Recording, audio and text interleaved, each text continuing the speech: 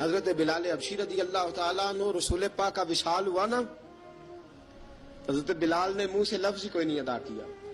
کسی نے اپنا دکھڑا کسی انداز میں سنا لیا. حضرت عمر نے کہا، جس نے کہا حضور وصال کر کے گردن اڑا دوں گا. حضرت عثمان غنی نے کہا خبردار کوئی مجھے آ کے نہ بتائے کہ مصطفیٰ وصال کر گئے. حضرت علی المرتضیٰ رضی اللہ تعالیٰ عنہ نے فرمایا، نہ بھائی میرے مصطفیٰ پر تو موت آتی ہی نہیں. جس طرح عام لوگوں پہ سب لوگوں نے اپنے اپنے اظہار کر لیے نا، بلال نے کسی کو دکھ بتایا ہی نہیں. ایک کونے میں بیٹھ کے نا حضرت بلال اکیلے آنسو بہاتے رہے، کسی کو بتایا ہی نہیں، اکیلے روئے. ایک شخص کہنے لگا یار بلال بولتا نہیں. کہا نہ بلاؤ اسے.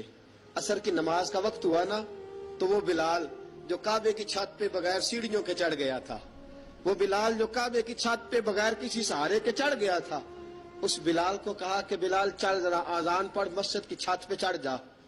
حضرت بلال کئی بار چڑھے اور کئی بار گرے، کئی بار چڑھے اور کئی بار گرے.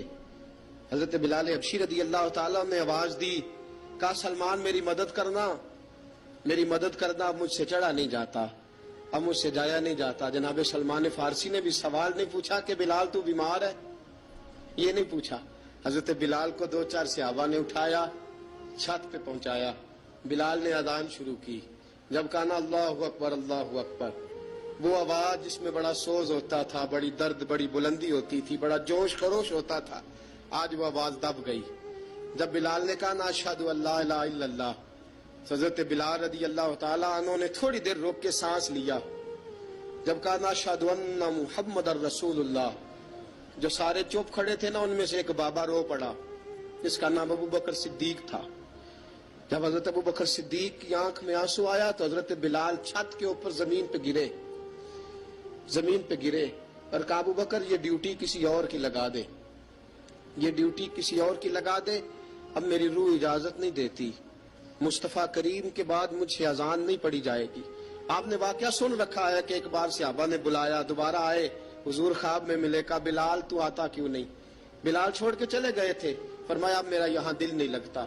ملک شام کے شہر حلب میں چلے گئے تھے، چھوڑ دیا تھا مدینہ منورہ. اب میری نگاہوں میں جچتا نہیں کوئی، جیسے میرے محبوب ہیں ایسا نہیں کوئی. حضور خواب میں ملے، آئے مدینے. حضرت بلال آخری بار، لوگوں نے کہا اذان پڑھو. کہا مجھے وہ اذان بھول ہی گئی ہے جو مجھے مصطفیٰ کریم کے زمانے میں پڑھا کرتا تھا، مجھ سے نہیں پڑھی جاتی.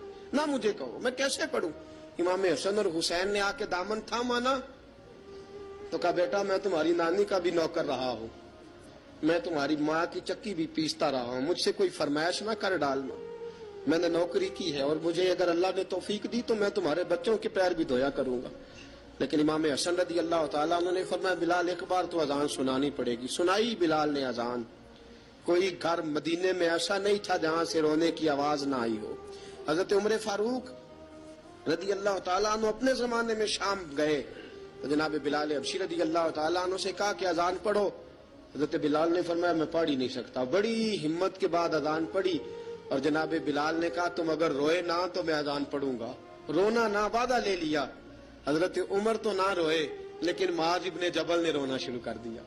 جب معاذ ابن جبل روئے تو پھر عمر بھی روئے، جب عمر روئے تو پھر بلال بھی روئے. وہ اذان اشہد ان لا الہ الا اللہ تک گئی.